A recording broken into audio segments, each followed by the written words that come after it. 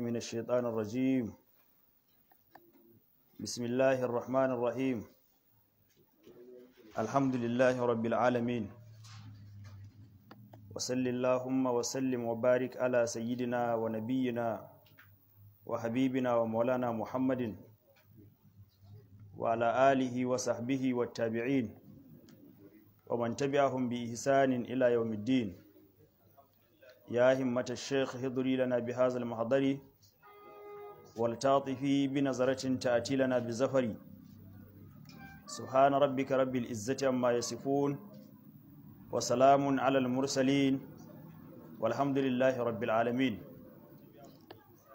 bayan haka yan uwa masu kallon mu da sauraro, assalamu alaikum wa rahmatullahi ta'ala wa barakatuhu. mun gode wa Allah tabaraka wa ta'ala da ya ba mu ikon kasancewa a wannan rana, a wannan lokaci mai albarka, wanda za mu yi bita na littafin al-murshid al-mu'in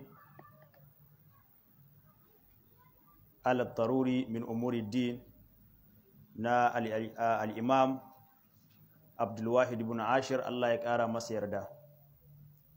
Kamar yadda muka faɗa, zai zama kaman tsari ne na daura ga ɗaliban ilimi.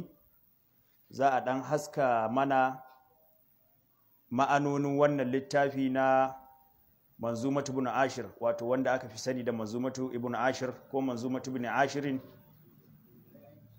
wanda waɗanda suka bibiye mu a baya, musamman a gidan satellite na Alfaida Attijaniya,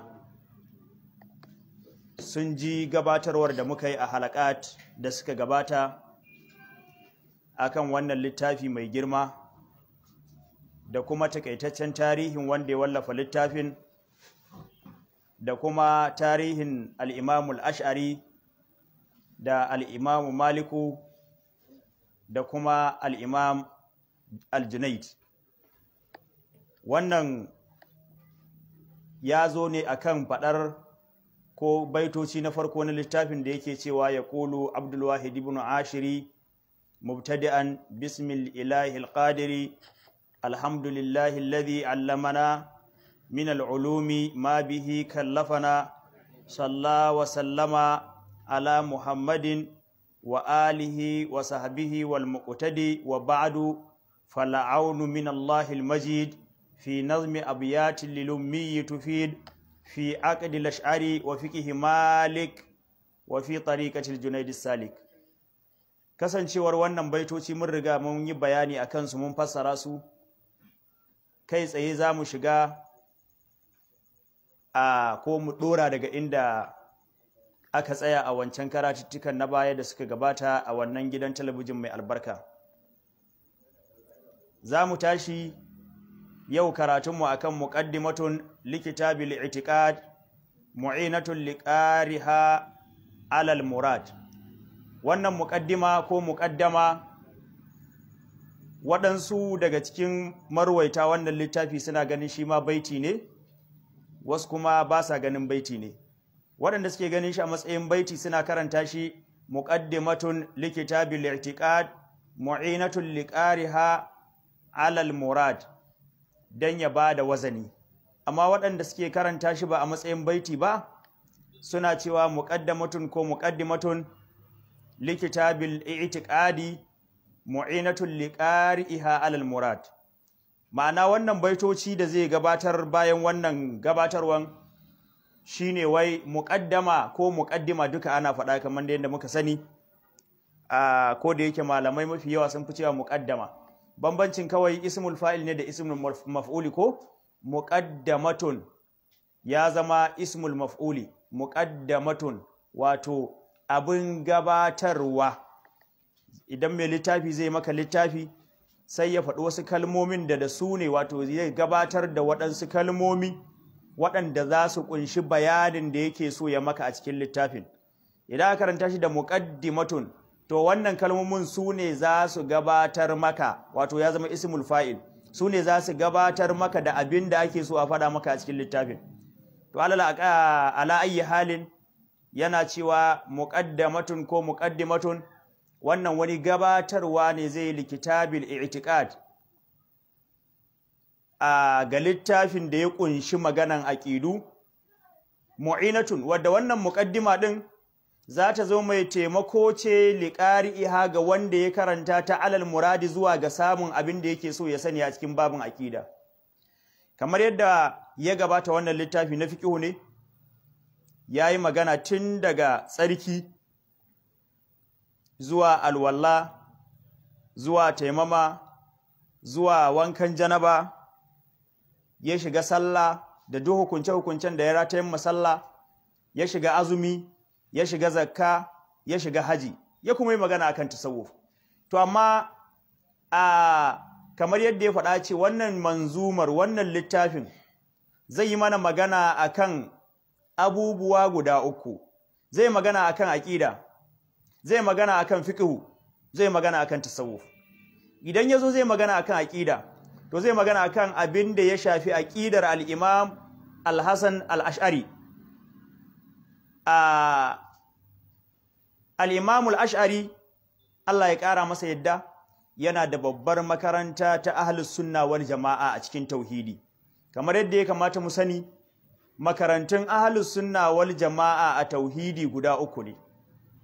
Ko dai ya zama makarantar al-Imam Al-Ash'ari, ko ya zama makarantar al-Imam Abu Al-Mansur Al-Maturidi, ko kuma ya zama makarantar al-Imam Ahmad ibn Hanbal, wato ita ce ake cewa makarantar mazhabu ahlul hadith, wato matafiyar ahlul hadith, ko kuma ita ce ake cewa makarantar salaf. Ko da yake idan an ce makarantar salaf, hankali yakan gaggauta tafiya zuwa ga masu da'awan cewa su ne salafiyya, suna danganta kansu zuwa ga wannan aqida ta al-Imam Ahmad ibn Hanbal, Allah ya kara masa yadda. Ya kamata kafin mu shiga wannan, tunda ana magana akan aqidar ash'ariyya, to mu bayani akan bambancin aqidu.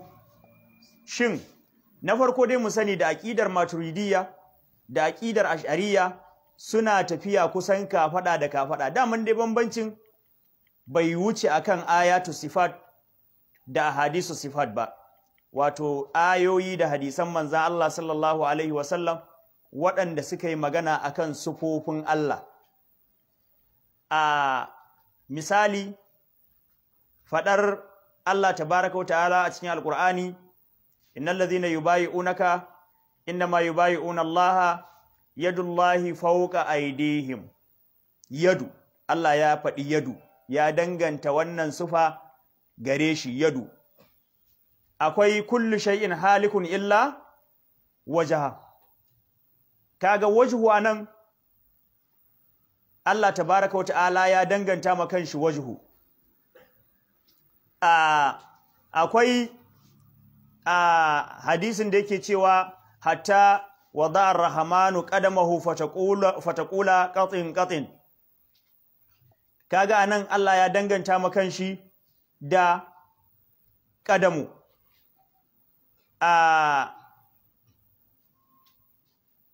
Da sauran din irin waɗannan malaman tauhidi sun tsaya sun yi kallo akan waɗannan irin sufofi.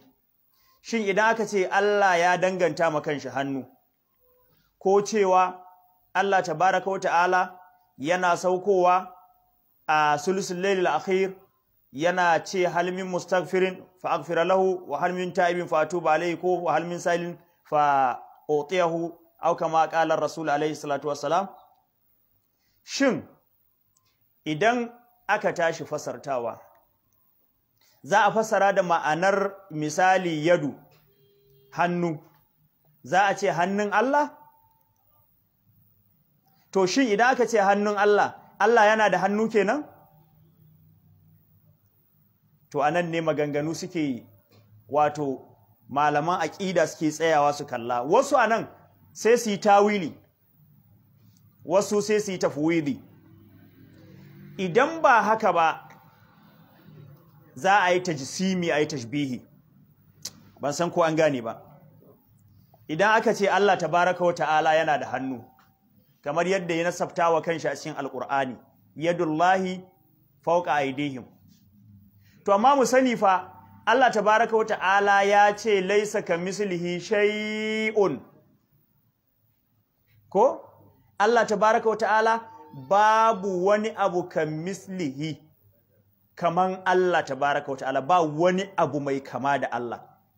Dan haka duk abin da kake tunani ya faɗo maka a zuciya, to Allah tabaraka wa ta'ala sabanin wannan abun ne, kullu ma khatara bi balika fallahu khilafa dalika.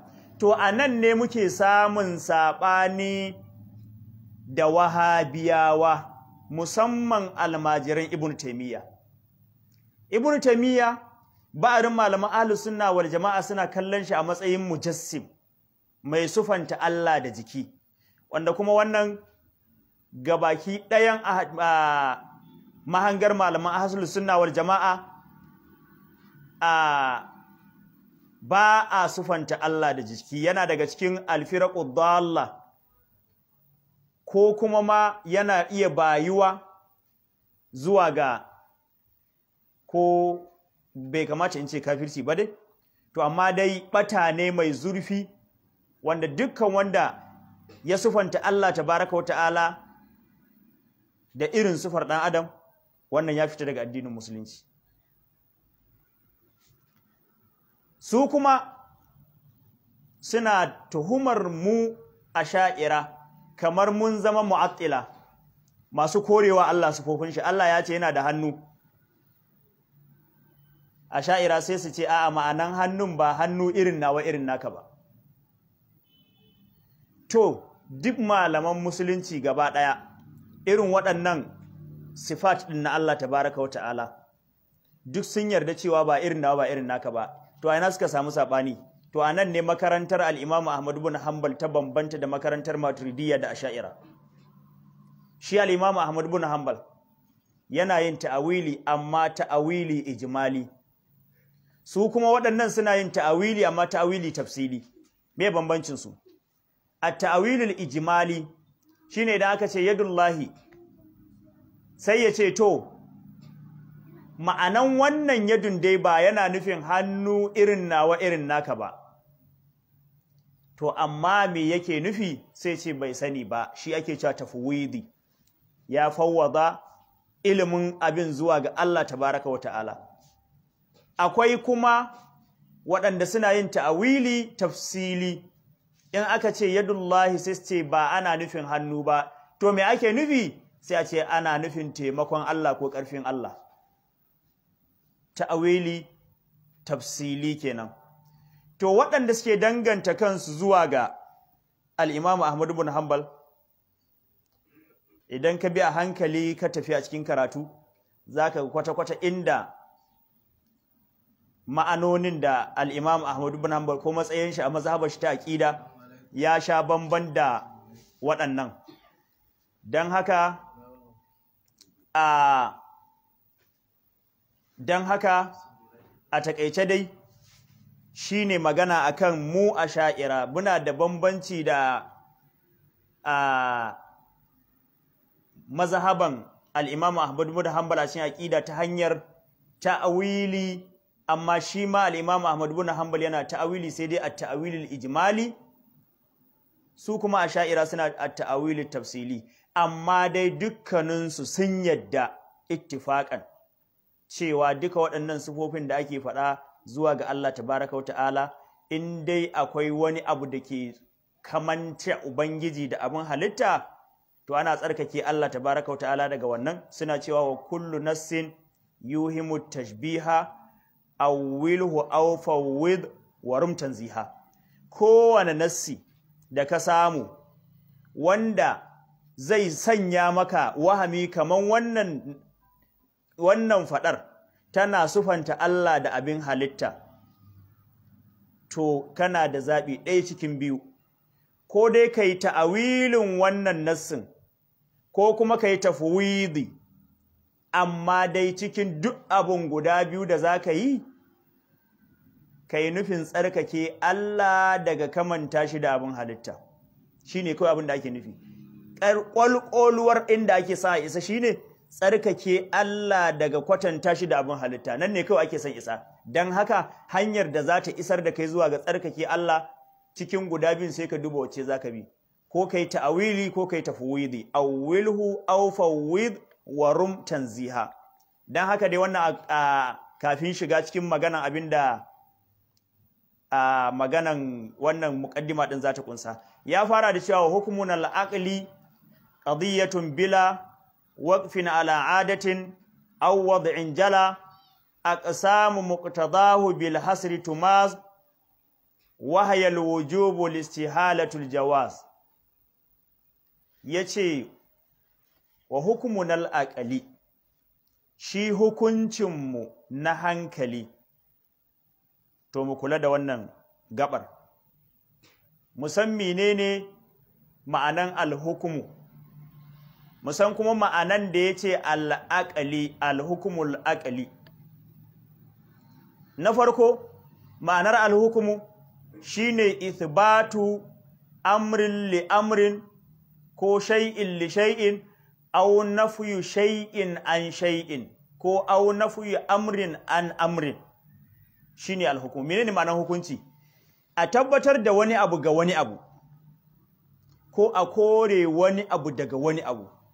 Misali, sai a ce al-wujudu wajibun lillahi tabaraka wa ta'ala. Saduwa, al-wujudu, samuwa, al-wujudu, samuwa, wajibun lillahi tabaraka wa ta'ala, ya tabbata, ya wajabta ga Allah. Anan mun danganta samuwa shine wani abu kenan, shine samuwa, zuwa ga wani abu shine Allahu tabaraka wa ta'ala. To hukumu ne wannan. Ko kuma nafyu shay'in an shay'in ko nafyu amrin an amrin, sai a ce al-huduthu mustahilun anillahi tabaraka wa ta'ala. Faruwa abun korewa ne daga Allah tabaraka wa ta'ala. Kaga anan mun kore wani abu wanda shine faruwa daga wani abu shine zatin Allah tabaraka wa ta'ala. To anan idan muka gane shi ma'anan al-hukmu shine tabbatar da wani abu ga wani abu ko kore wani abu ga wani abu, sai mu ce to a hanyoyin da ake tabbatar da abu zuwa ga wani abu ko a kore wani abu daga wani abu, hanyar ba ta fita daga ɗayan uku ba. Ko dai hankali ne ya tabbatar da wannan abun ga wannan abun, ko ya kore wani abu daga wani abu, ɗaya kenan.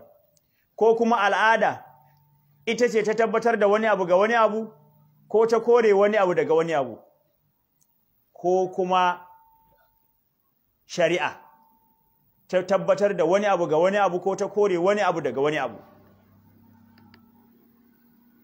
Ina fata ana fahimta. Misali, idan hankali ne ya tabbatar da wani abu ga wani abu ko ya kore wani abu daga wani abu, sai ake ce ma wannan abin al-hukmul aqli. Za mu yi bayani akan al-ahkamul aqliyya, su guda uku ne kwata-kwata. Idan kuma al'ada, in na ce al'ada ba yana nufin irin al'adu na misali bikin suna, ɗaurin aure, bukukuwa da wasu abubuwa, ba haka nake nufi ba. Idan an ce al-ahkamul adiyya ko al-hukmul adi, wani abu da hanyar gwaji da maimaitawa ya tabbatar da shi. Sai a ce wuta tana ƙonawa, an gane wuta na ƙona abubuwa ne ta hanyar ganin duk abin da ya shiga cikinta sai ta ƙona shi. Wannan al-hukmul adi ne. Al-hukmul adi ne. Sai ka ce cin gurasa, ita gurasa tana daɗewa a ciki bata narke ba, bata samu digestive ba. Wannan al-hukmul adi ne. Ta hanyar gwadawa da jarrabawa da maimaitawa aka isa zuwa ga haka. To, akwai abinda shi kuma ana zuwa gare shi ne ta hanyar hukunci na shari'a, kamar ya sallar farilla wajibi ne ga dukkan mukallafi. Wannan ta ina aka gane haka? Ta hanyar gwadawa ko ta hanyar hankali? Ta hanyar shari'a. To, me ya sanya anan da ya tashi zai mana maganan aqida sai ya fara da al-hukmul aqli, bai kawo al-hukmul adi ba ko al-hukmul shar'i? Sai dalili guda ɗaya shine ita aqida ƙudurce samuwar Allah da sufanta shi da sufofin da ya wajibta sufanta shi da shi, da kore masa sufofin da ya zama wajibi a kore su daga barin Allah tabaraka wa ta'ala. Shin waɗannan dalilan, waɗannan sanin Allah da samuwar Allah da sufofin da ya kamata a sufanta Allah da su, da sufofin da za a kore daga barin Allah tabaraka wa ta'ala, hankali yana da mashiga a cikinsu ko bai da? Mu'tazila sai suka ce kwata-kwata ma da hankali ne ake sanin Allah tabaraka wa ta'ala, dalili kwata-kwata baya yi, ba wani dalilin da yake sa a gane Allah. Don haka duk abin da hankali bai yadda da shi ba, to wannan abin ba sufa ba ce daga sufofin Allah, ko ma me wannan abin? Wannan Mu'tazila kenan. Al-Imam Abul Hasan al-Ash'ari sai ce a'a, dalili na shari'a da kuma dalili na hankali suna bayuwa zuwa ga sanin Allah da sanin sufofin Allah, amma mutum ko bai samu dalili na shari'a ba, a dalili na hankali, inda yana da lafiyayyen hankali zai iya tabbatar da samuwar Allah, zai kuma iya tabbatar da sufofin da suka wajabta ga Allah da sufofin da suka kori daga barin Allah tabaraka wa ta'ala. A wannan shi ya bayu ma har zuwa ga samuwar ilmul kalam. Menene ilmul kalam? Ilmul kalam shine ilimi na, yayi kama da a ce kaman ilimin jayayya da mulhidai. Idan mulhidi ya zo ya ce maka ba Allah, ta wace hanya za ka iya tabbatar masa akwai Allah? Za ka ce masa Allah ya ce a cikin Alƙur'ani? To bai yadda da Allah ba ma, balle yadda Allah yana da Ƙur'ani ai. Za ka ce masa manzan Allah ya ce? Ai bai yadda da Allah ba, balle yadda ya aiko manzan Allah. To shikenan za ka ƙyale shi batar da mutane? Ce a'a, kai amfani da dalilai na hankali ka tabbatar masa da samuwan Allah, wanda in dai da ƙwayar hankali to ba zai iya musanta wannan ba. Wannan shine kusan madar na ilmul kalam, duk akan nan ne ya rika kewayawa. Hujjoji da za ka iya bayarwa cikin samuwar Allah da tabbatuwar sufofin Allah tabaraka wa ta'ala.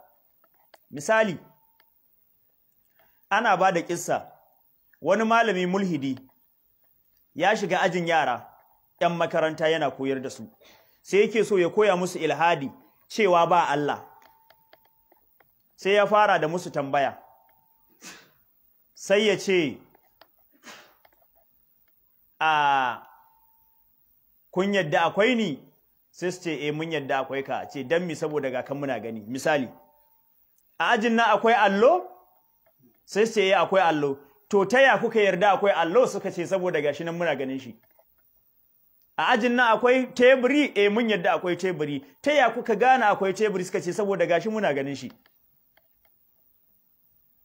An gane? Da haka ya fara. Kaga kira ne daga hankali ko? Ƙarshe sai ce musu, to kun yadda akwai Allah? Suka ce, sun yadda akwai Allah, dan musulmai ne. Sai ce, to su nuna mai Allah, dan duk abin da ke akwai za a nuna shi anan. Wa ya taɓa ganin Allah? Suka ce, ba su taɓa ganin Allah ba. Ce, to babu shi ne, da shi da an gan shi ne, duk abin da ba a gan shi babu shi ne. Yanzu abin da duk babu shi a ajin nan ba wanda ya ga abin. Misali, sai ce yanzu a cikin ajin nan akwai mota? Ba mota, don mi? Saboda ba ganta ba.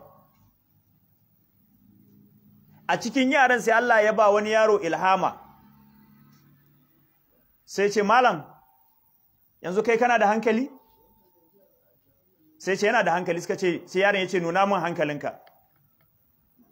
Zai iya nunawa? Ba zai iya nunawa ba. Sai yaron ya ce wa 'yan uwan shi 'yan aji, wannan malamin da yake mana magana ba ya da hankali, mahaukaci ne, mu gudu kai bubbuge mu. Su suka fita. Kaga yanzu da dalili na hankali yayi inqazin 'yan uwan shi ɗalibai daga shubuhar da aka shuka musu. To don haka har ma asha'ira suke ganin cewa dukkan nassi da ya inganta sarihi baya cin karo da hankali sahihi.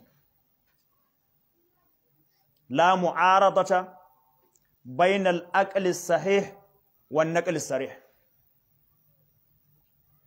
Idan dai hankali lafiyayye ne, to ba zai taɓa yin tunani da ya ci karo da nassi ingantacce ba. Ba sa cin karo. To don haka waɗannan al'ahkamul aqaliyya ɗin suna da gurbi mai faɗi wurin gane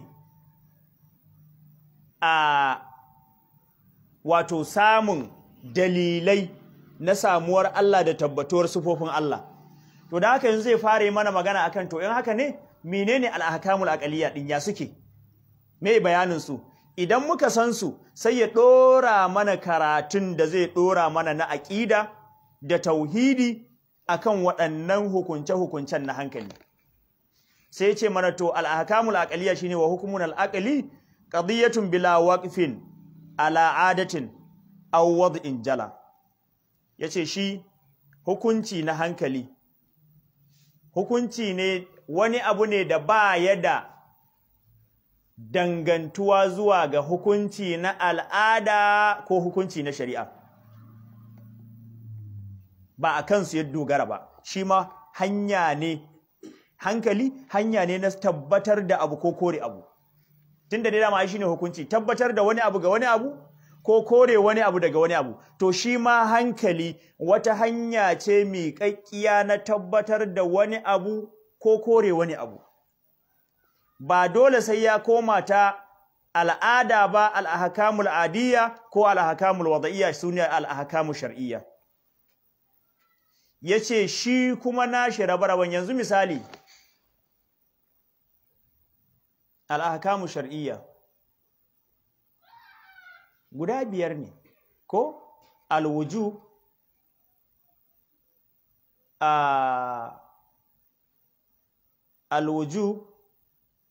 ko kuma al-wajibu wal haramu wal mandubu wal makruhu wal mubah, ko da bai zama wajibi ko ya zama haram, ko ya zama mandubi ko ya zama makruhi ko ya zama mubahi.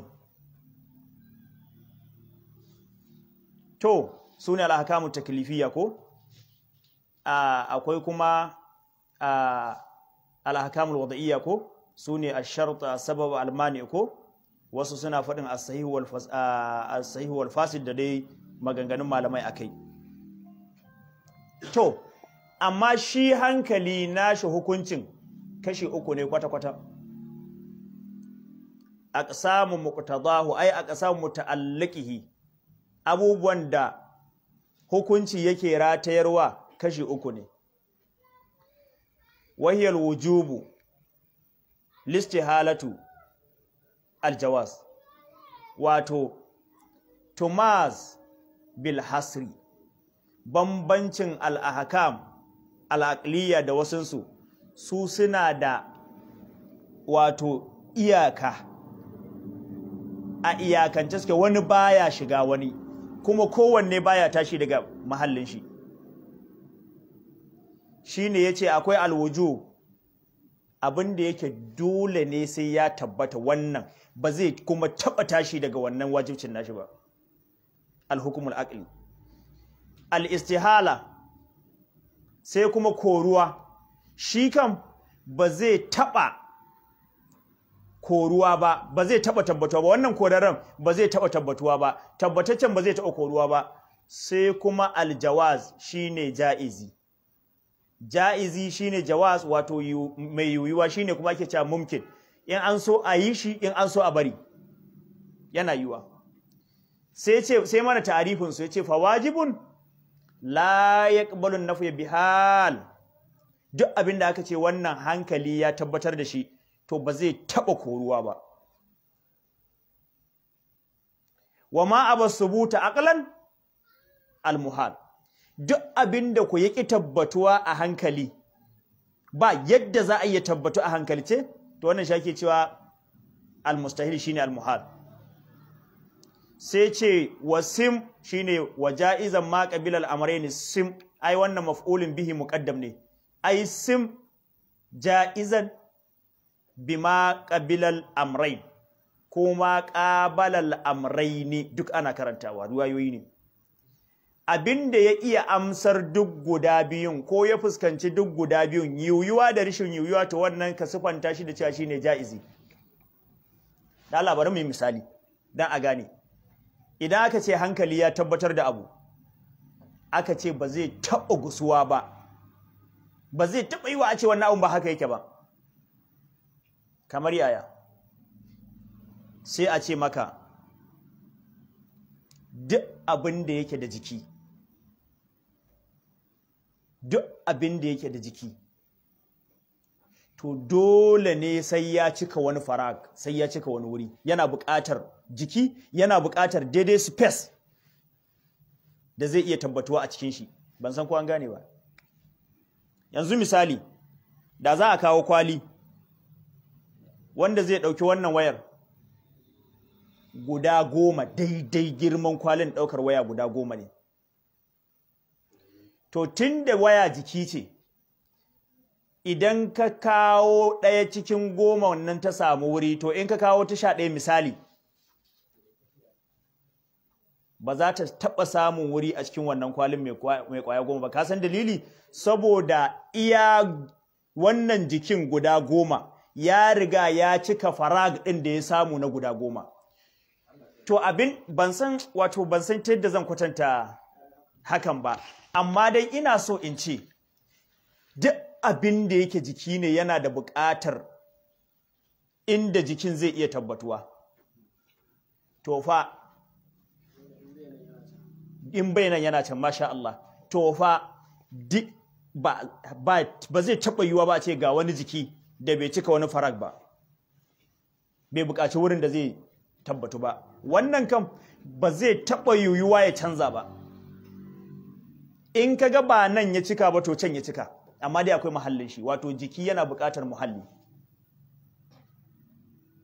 to wannan wajibi kenan, ba wani jikin da baya buƙatar muhalli, ko akwai? babu.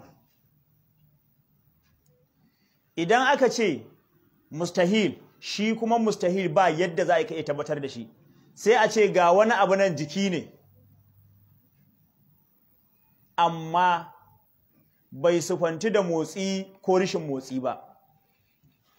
ban san ko an fahimci wannan ba.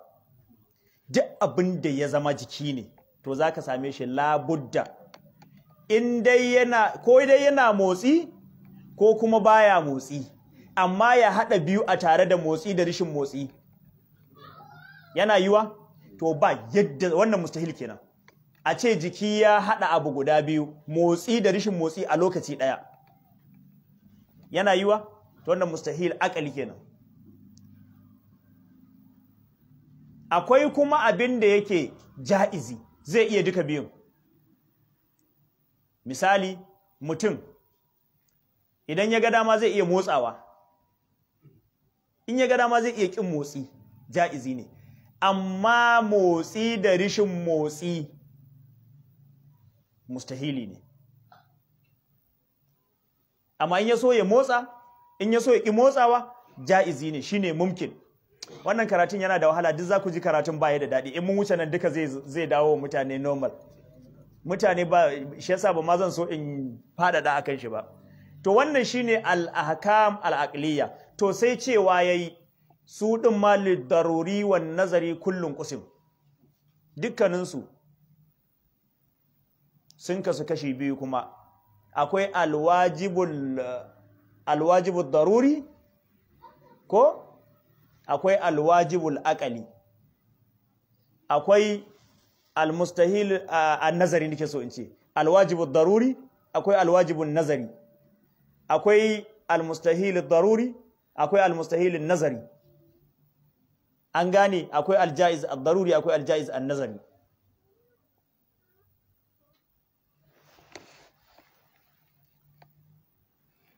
Me bambancin su? Idan aka ce wannan abin daruri ne, shine wanda kowa zai iya ganewa da wuri ba sai yayi tunani ba, kowa zai gane. Ɗaya rabin biyu ce. Me rabin biyu? In aka raba biyu, in aka raba ɗaya ta koma biyu, wato dai ɗaya rabin biyu ce, kuma an san biyu ta fi ɗaya yawa. Wannan akwai wanda zai kasa gane shi da wuri? Ɗaya rabin biyu ce. Wannan shine misali ake cewa ad-daruri, abinda kowa zai iya ganewa. Amma idan aka ce wannan abun an-nazari ne, to sai an yi tunani ake isowa kan wurin. Sai a ce maka ɗaya ushirin rubu'in 40 ce. Ɗaya ushirin rubu'in 40 ce. To wannan nazari ne, don sai ka yi tunani ka gano yana aka nufa. Ɗaya ushirin rubu'in 40 ce. To kan ka iso kan nan sai ka yi ta tunani. Ban san ko an gane ba. Amma aka ce ɗaya rabin biyu ce, wannan kowa da wuri ma zai gane. Aka ce biyu ta fi ɗaya, kowa zai gane. To haka a cikin alwajib akwai annazari, akwai ad-daruri. A cikin almustahil akwai annazari, akwai ad-daruri. A cikin jaiz akwai annazari, akwai ad-daruri. Misali alwajibun nazari, alwajibud daruri, ɗaya rabin biyu ce. Shikenan an gane ko? Ɗaya rabin biyu ce. Amma alwajibun nazari sai a ce maka Allah tabaraka wa ta'ala ya sufantu da sufar samuwa. Allah samamme ne. Allah samamme ne. To ana alwajibun nazari ne. Da akwai buƙatar hankali ya ta tunani. Dalili wannan samuwar ta Allah, tabbatuwarta shine samuwar sauran halittu. To amma dukkan wani abin halitta zaka iske yana da farko. Haka ne? To sai aka ce to kuma banda samuwar Allah. Ita samuwar Allah, Allahu qadimun. Allah gabatacce ne bai da farko. Wannan yana da buƙatar sai ka yi tunani ya za ka yi da haka. Da Allah ba a taɓa samun wanda ya zauna yana tunanin cewa subhanallah, inna lillahi wa inna ilaihi raji'un. Misali kawai zan yi, walillahi masallu ala. Wani lokaci tunani na hankali zai iya gayyatar mutum. Allah shi yayi kaza, Allah shi yayi kaza, Allah ai shedan ne yake zuwa. Yana maka wannan Allah shi yayi kaza, to shi Allah kuma waye shi? Wal iyaz billah. Tunani zai iya zuwa mutum haka. To sai kace shi kuma Allah ba wanda yayi shi amma shi yayi kowa, kuma samuwar Allah kadimi ya ce ba fararriya ba. To akwai buƙatar alal aqalli abinda zai ja hankalinka zuwa ga wannan. Matukar da Allah tabaraka wa ta'ala kamar yanda yayi kaza shi yayi kaza shi kaza, da a ce shi ma yin shi aka yi, to wancan wanda yayi shi ma yin shi aka yi kenan. Shi ma wancan wanda yayi shi ma yin shi aka yi kenan. To da ɗayan biyu ne za a samu, ko a samu ad-dawr ko a samu at-tasalsul. Menene ad-dawr? Idan ka dauki wannan charbin ka fara daga nan, in kana kirgawa shi charbin yana da iyaka, da 100 gare shi. To da ka zo kan 100 ba za ka gani charbin ya kare ba, amma dai ka zagayo ne, za ka yi ta zagayawa baka kare shi ba, shine dawr. Tasalsul kuma ka cire charbin ka miƙe shi, amma ka yi ta bin ɗan, ka yi ta bin ɗan, ka yi ta bin ɗan. To in dai wannan charbin ba shi da ƙarshe, to ka gano ƙarshen shi, to shine tasalsul. Sai dai ba yadda kenan ba tsaya ba, ana ta yi ne ana ta yi ana to shi wancan farkon waye farkon shi to shi wancan na farkon waye farkon shi to sai a samu tasalsul dan haka sai ka ce to wannan a hankali mustahil ne ad-dawr wa tasalsul mustahil ne a hankali amma annan kam alwajibun nazari ne ba abinda ake gane shi da wuri bane an fahimta idan muka zo al-mustahil al-daruri al-mustahil ad-daruri shine misali a samu wani jiki wanda wannan jikin bai sufanti da sufa ɗaya ba ko dai motsi ko rishin motsi wannan kan mustahil ne kowa zai gane wannan da wuri sai a ce maka to al-mustahilun nazari Allah tabaraka wa ta'ala ba shi da farko Allahu tabaraka wa ta'ala ghairu hadithin Allah ba fararre bane ko bai da farko Allah ba hadithi bane kadimi ne to wannan shi ma almustahilun nazari ne sai an yi ta dogon tunani sannan a iso aljaiz an-nazari aljaiz ad-daruri abu da yake yiwuwa wanda nan da na hankali zai iya kamawa shine sai aka ce duk mutumin da ya imani da Allah Allah zai sashi aljanna duk mutumin da ya kafirci Allah zai sashi wuta haka ne nan kowa zai iya gane shi da wuri kusan ma duk abin da muka haddace kenan aljaiz ad-daruri duk shi muka haddace kawai duk musulmi zai shiga aljanna duk kafiri zai shiga wuta haka ne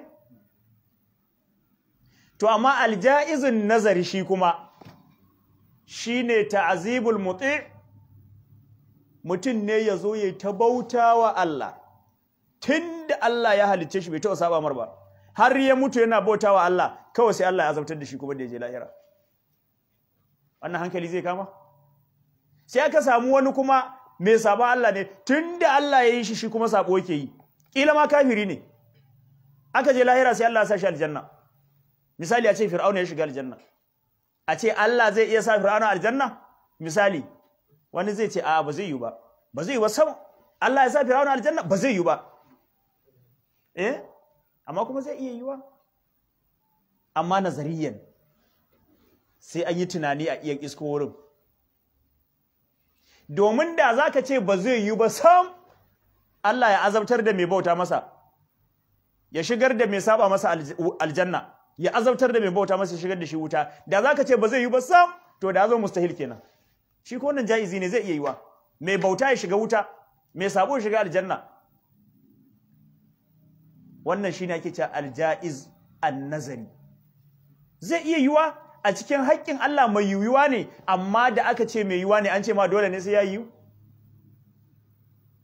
ba a ce dole ba an ce zai iya yiwa ma'ana Allah cikin ikon shi da kudurar shi yau in ya tattaro duk kafirai saka aljanna wa zai ce mai bai yadda ba to yana iya ko ba zai iya ba kawai in kaga bai yi ba ne dan bai yi nufin yin ba dan ba zai iya ba Allah ya tattara masu bauta masa gaba daya tun daga kan annabawa da sahabbansu da mala'iku da waliyai da salihai gaba daya ya je saka a wuta zai iya ko ba zai iya ba idan yayi haka wa zai ce masa bai yadda ba dan mako ba ce dole zai yi bane kaga idan bai yi ba dan ba zai iya bane kawai dan bai yi nufin yayi bane to wannan shi ake cewa aljaizun nazari to anan so da yawa akwai ba'ari daga cikin mutanen wahabiyya waɗanda har ma malamansu abun mamaki ba wai jahilan ba har malaman zaka ji suna wata magana suna raddantar asha'ira da suke cewa ma jaza an yakuna lin nabiyyi mu'jizatan yajuzu an yakuna lil wali karamatan duk abin da yake ja'izi ne zai iya zama mu'jizar annabi to wannan abin zai iya zama karaman wali kaji malaman abin da suka ce ma jaza sun yi amfani da me aljawaz kalimatul jawaz ba su yi amfani da kalimatul wujubu ba ko kalimatul istihala a'a kalimatul jawaz suka ce ma'anan shi in dai wani zaka ji suna cewa kenan in haka ne kuna nufin kenan duk wali ma zai iya zuwa da Qur'ani da Allah idan da ka kaddara a wannan shine aljaizun nazari da Allah zai zo yau Munir sai ce ya ba Munir Qur'ani zai iya ko ba zai iya ba ai tunda ya ta ubai ma wani to zai iya ba kowa ma amma da aka ce Allah zai iya to nazo na ce ya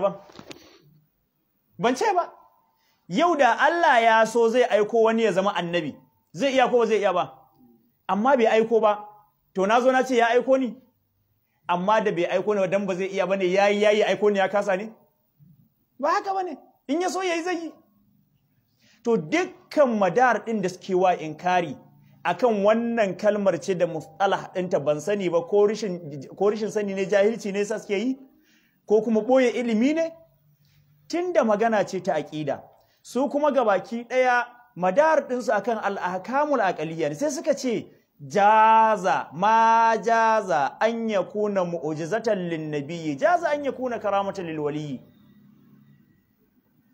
to kalman jawaz akai amfani da a ce wannan abun mustahili ne kwata-kwata ma da Allah bai ba wannan annabin ba dan yanzu ya ba annabi sifar allantaka ne mustahil an gane to akwai wani abu wanda shi kuma ake ce masa alwajibul aradi ko almustahilul aradi shi kuma wannan za a ce masa ba zai yi ba kwata-kwata a maida shi babin wajibi amma asali ja'izi ne ko a ce masa wannan mustahili ne kwata-kwata ba zai yi ba amma asalin shi mai yiwa ne ja'izi ne mi kenan shine abinda hankali ya tabbatar shari'a ta kore ko abinda hankali ya kore shari'a ta tabbatar ban san ko an gane ba a hankalce Allah ya sanya Abu Lahabin aljanna jaizi ne ko mustahili jaizi ne Allah zai iya sa Abu Lahabin aljanna tunda ai babin jawaz ne in ya so ya sa shi aljanna sai ya saka shi ka faɗa min duk duniya akwai wanda zai ce bai yadda ba shin wai da Allah bai sa Abu Lahabin aljanna ba kawai yayi ya sa shi aljanna ne ya kasa shi yasa ya bar shi a wuta a dan ya so ya gan shi a wuta ne to wannan abin asalin shi jaizi ne to amma da Qur'ani yazo yace mana tabbati yada abi lahabin wa tabba ma aghna anhu maluhu ma kasab sayasla naran to yanzu sai aka ce shigar wutar Abu Lahabin dole ne amma ardiyan bujurowa ne komawan shi dole bujurowa ne amma a asalin shi a hankali jaizi ne me ya bujirar da shi shari'a ce ta tabbatar da Abu Lahabin dan wuta ne to yanzu ya zama dole Abu Lahabin ya shiga wuta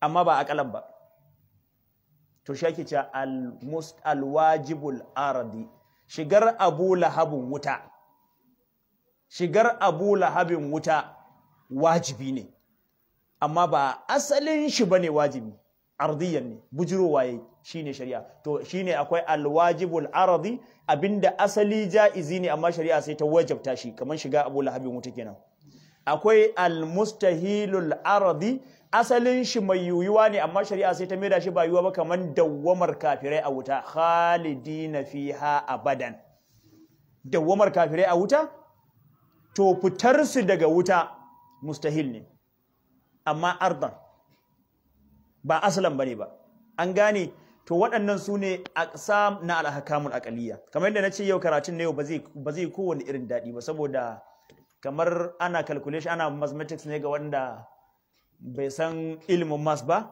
ko yake ba shi wahala sai ji kawai ana ta yi kamar wani abubuwa masu wahala to shine ce fa wajibun la yaqbalu an-nafya bihal wa ma aba subuta aqlan al-muhal wa ja'izan ma qabilal ko ma qabalal amrayni sim lidaruri wan nazari kullun qusim wato dukkanin su sun kasu zuwa ga an-nazari da ad-daruri al-wajibu ad-daruri al-wajibu an-nazari al-wajibu al-mustahil ad-daruri al-mustahil an-nazari al-jaizu ad-daruri al-jaizu an-nazari sai kuma abinda bai faɗa ba shine al-wajibu al-aradi da kuma al-mustahil al-aradi to lokaci ya taho ko idan da tambaya mu ba da dama a yi tambaya in babu mu ƙarashe lokacin da fassaran baitoci kaman guda 4 masu zuwa duk da kila ba lallai 4 su shige duka ba saboda muna son ɗan ƙarin bayanin da mutane za su gane. Za a iya yin tambaya? In ba tambaya mu wuce. Akwai?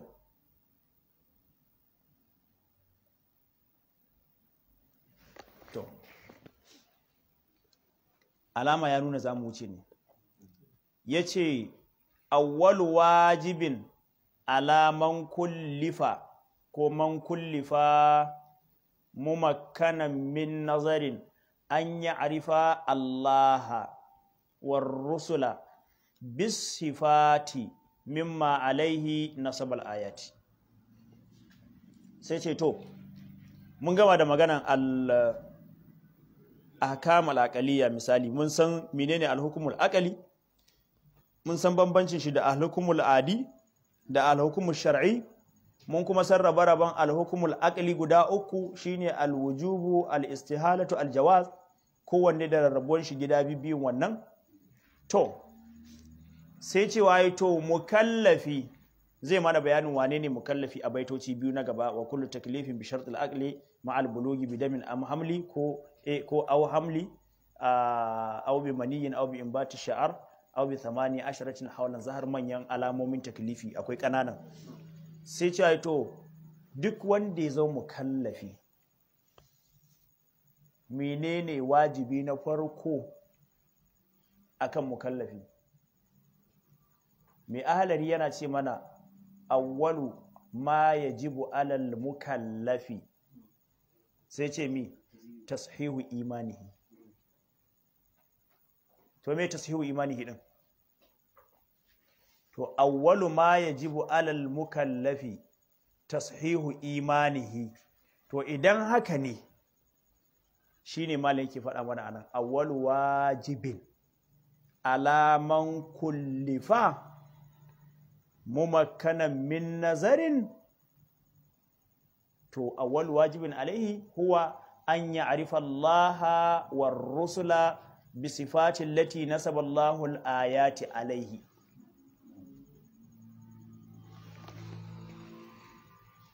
Duk mutumin da yake da hankali kuma yake da daman nazari, tunani, to wajibi na farko akan shi shine san Allah. Shine ma'anan mai ahlari da yace tasihu imani, ya san Allah, ya san manzannin Allah.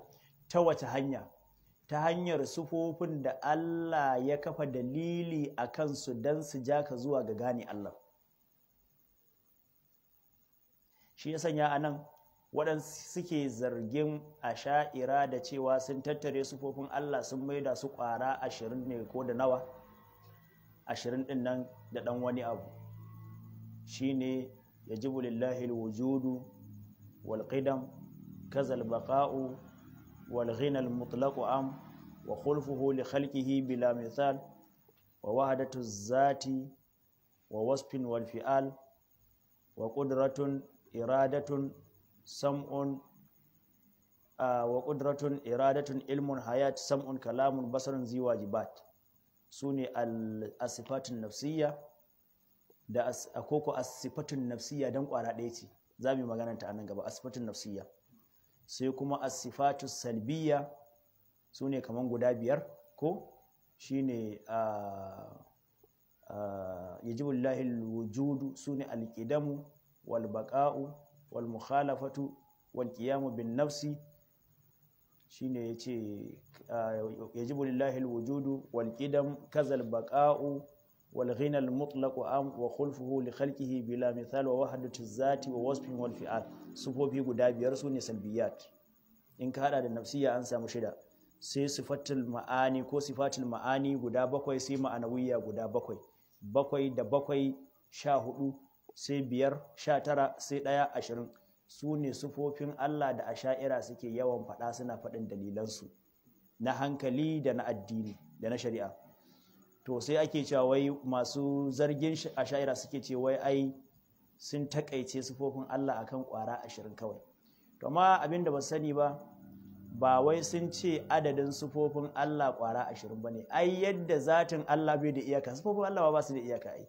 Lakin sifar da Allah ya bayyana wa bawa ta hanyar dalili bawa ya isa zuwa gare ta ita kadai ya sani ai ita kadai ya sani to sannan kuma waɗannan sifat ɗin guda 20 da asha'ira suke faɗa ba sun iyakance a nan bane amma duk wata sifa da zaka faɗa bayan wannan tana faɗawa cikin kwandon ɗaya daga sifofin nan guda 20 ashe reshe ne daga wannan don haka suka tare asalin amma waɗannan guda 20 ɗin kowace zaman kanta ciki an gane to dai wannan magana ce da zamu zo kanta sai ce to wanda duk yake mukallafi kuma yake da Allah ya bashi ikon yin nazari wato ya gane ya iya bi da ƙwaƙwalwar shi da hankalin shi to abin da ya zama wajibi akan shi shine al-ma'rifatu to anan sabani ne gaskiya menene farkon wajibi akan mukallafi wasu suka ce an-nazaru ai sai an yi nazaru sannan ake samun ma'rifatu sai ka tsaya ma ka yi tunanin ma sannan ka san me kake tunani akan shi ka tantance dan haka in aka ce ma'arifa ita ce farko to an bar nazari kenan to ya zaka samu isa zuwa ga ma'arifa ba tare da kai nazari ba wasu ka ce to nazarin shine farkon wajibi ga mukallafi wanda yake da ikon yin nazarin wasu suka ce a'a nufatar yin nazarin ma tukunna wasu kuma suka ce a kawai ma'arifan wannan to gashi dai shi al-Imam Abdul Wahid ibn Ashir ya tafi akan ma'arifan shine farkon wajibi akan mukallafi amma dai kaulin rajihi na jamhurin asha'ira shine nazari shine wajibi na farko akan mukallafi to mu dawo kuma menene wannan karatun yake son faɗa mana shine kowane mutum ba zai zama mumini mai cikar imani ba sai ya kubuce daga takalidi a cikin imani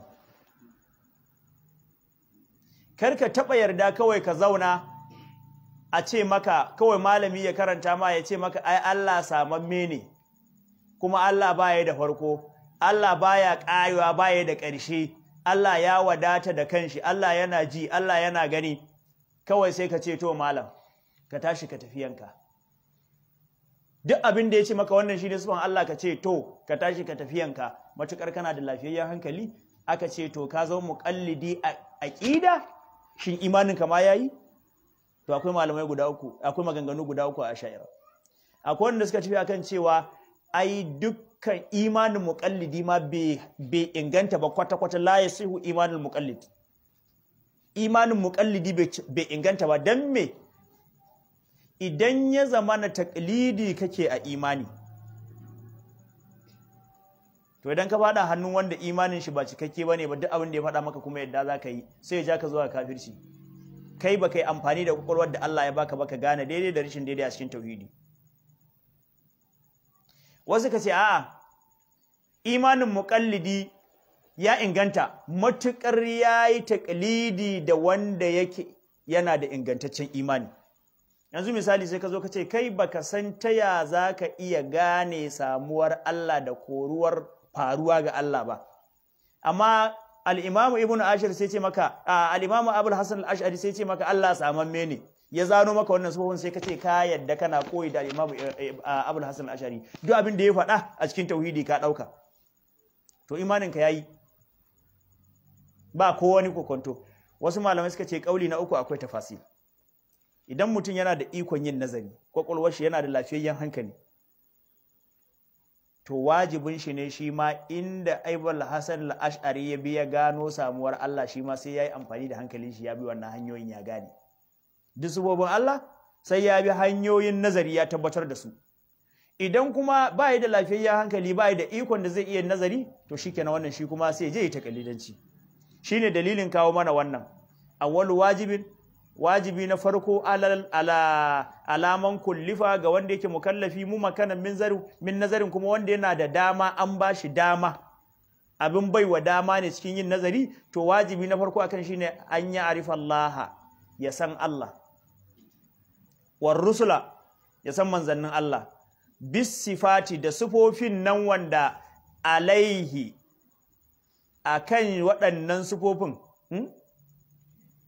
minti ɗaya rage masha Allah mimma alaihi nasabal ayati da abinda Allah ya kafa hujjoji da dalilai na gane waɗannan sufofin na Allah da gane manzanni akan yadda Allah ya kafa dalilai wato anan kaga sai yake son faɗa maka ba wai duka sufofin Allah bane za mu sani ko illa iyaka sufar da Allah ya bayyana wa bawa ta hanyar dalilin da bawa zai iya isuwa zuwa ga wannan sufar to shikenan amma wani wannan Allah bai kawo kowane dalili akan wannan sufar ba wani dalilin da zai sa kuma sai ka sufanta Allah da wannan sufar ko wannan dai shine a takeice karatunmu na yau kuma kamar yadda na faɗa karatun yana da yar wahala kwarai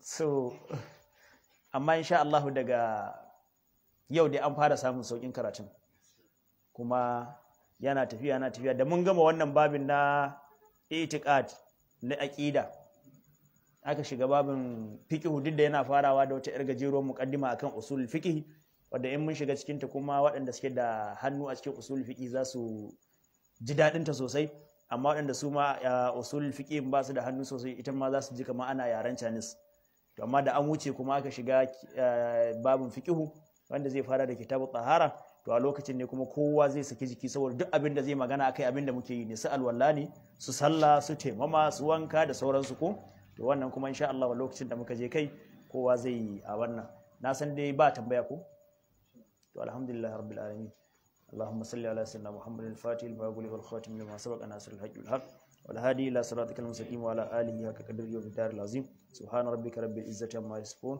وسلام على المرسلين الحمد لله رب العالمين gobe ba mu da karatu saboda lecture da zamu gabatar a Kazauri amma daga ranar asabar kuma zamu dora insha Allah har zuwa ranar Laraba kowane dare kamar haka insha Allah assalamu alaikum warahmatullahi